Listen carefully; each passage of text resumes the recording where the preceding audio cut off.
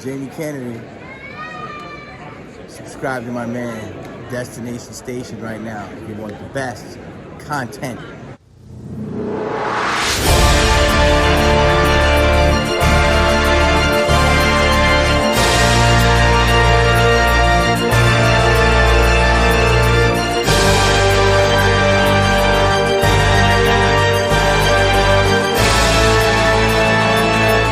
What's up? Welcome to Destination Station. As always, I'm Destin. Thanks for clicking on this video. Subscribe to Destination Station if you haven't already, if you want Scream, Halloween, and everything in between.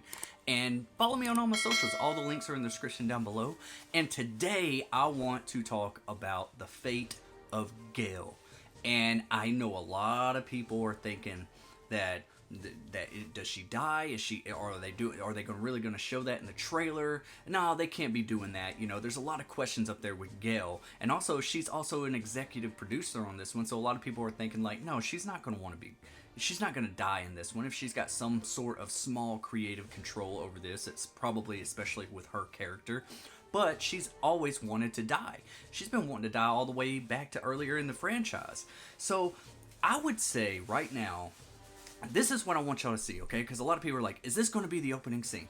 Which it could be. This could be the opening scene, and she could survive, and they could do that whole, like, she could be attacked but survive, just like Tara did at the beginning of Scream 5, and maybe that's the way they're going with this franchise. It's just like our opening act, our victims are survivors, you know? They could do something like that, but I want them to go back to the traditional opening kill. Don't do it to where it's like they actually survived it or anything like that. I think that's just it's gonna get too much, you know. I like the traditional opening shocking kill, you know, at the beginning of the movie. And I can tell you this right now, if they are gonna kill Gale, and if this is the opening scene, she's not gonna die. Because for the simple reason, we see her later on in the trailer going down into the shrine. We see her talking to Sam and Tara. So yeah, she has more interactions later on in the movie. So it's definitely, if this is the opening scene, she's not gonna die. But then we also like speculate that, you know, Samara Weaving's character is the opening kill. But I'll touch on that on another video. But this is about Gale. And sorry if I look like shit right now because it's cold here, I'm tired, and I'm trying to put out videos and everything, so yeah, just bear with me. So, there's one thing that I want to point out to you, is look at Gale's clothing. She is in a totally different outfit than she is for the rest of the film. And who is this guy that is with her? It looks like some people are speculating it might be Chad, or it might just be a new love interest, or maybe this is one of her bodyguards or something, or maybe this is her new cameraman or something coming to check on her, or maybe it's a neighbor in the apartment complex and he gets taken out. Maybe he's a creeper. Maybe he's, you know, maybe he has good intentions. Who knows? All right, but I don't think it's going to be a love interest for Gale. She still has Dewey's picture right next to her phone. But anyways, I want y'all to focus on Gale's outfit. And you see later on in the movie, you know, when they're down at the shrine, she's all in a different outfit, and so this and it's been told that a lot of this movie is going to be taking place in the same exact night as the opening scene, I might add.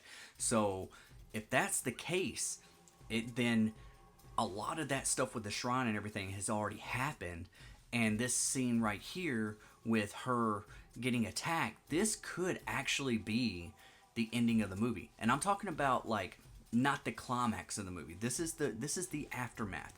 This is the part where after the whole thing with Sam and Tara and the Ghostface reveals and all that stuff with the Ghostface shrine has taken place, and then it's wrapped up. Maybe two Ghostface have been announced and they're dead, but there's a third one out there, or maybe even a fourth one or a fifth one, however many they decide to go with this one, and it's still out there.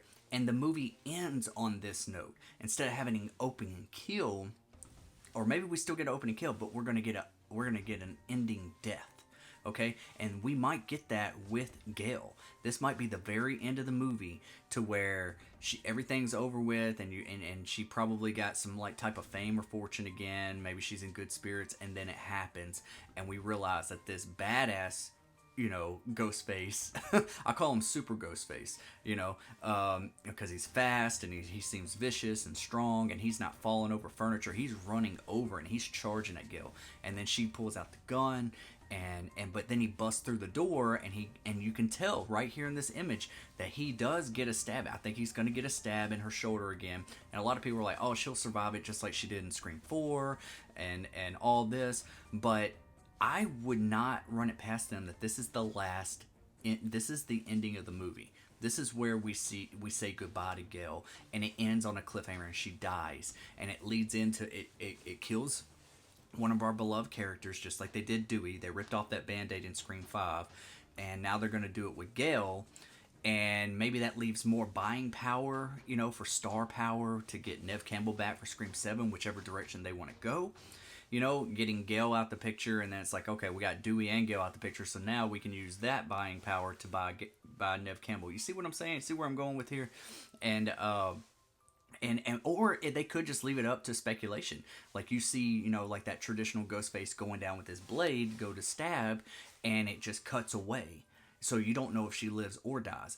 And then Scream 7 will open up, showing exactly what happens. Like we'll all be speculating for a year or two, what's going to happen. Did Gale live or die? That's what I think. That's my theory on this whole entire matter, just because of what I've already pointed out in this video. I want to know what you guys think. Do you think that this is somewhere in the middle of the movie, or do you think this is somewhere that's at the end, or what? Because like if you also, because I was trying to piece back together, because we see daytime hours. If this is all if most of the movie is taking place at night, right around the Halloween season, or if it's even Halloween night, we don't know. And the opening scene with Samara Weaving happens at night. Well, then we're still in the same night, right? And then we get a kill, and then we get the alert. Our surviving cast gets that alert. They're on a run. I think this entire movie is going to be like a run, like the entire night. And then we had that image that came out a long time ago, the aftermath, where the lights, where it was like sunlight and everything, and you see Gail walking down the steps to Sam and Tara. I think that's actually near the end of the movie. Like maybe she's gotten her fame and fortune back, and Sam and Tara's like turned their backs on her because they know that she's turning selfish again. She's turning back to her old Gale ways, and which that's not really exactly where I want that character to go after Scream 5, but they could go that route. And then later on that night or whatever, we get that scene with Gale and Ghostface, and she gets killed, and it just tells the audience that there's another Ghostface out there. It's on a cliffhanger leading into Scream 7, and Gale dies. That's what I think. That's my theory. I want to hear what you guys think in the comment section below.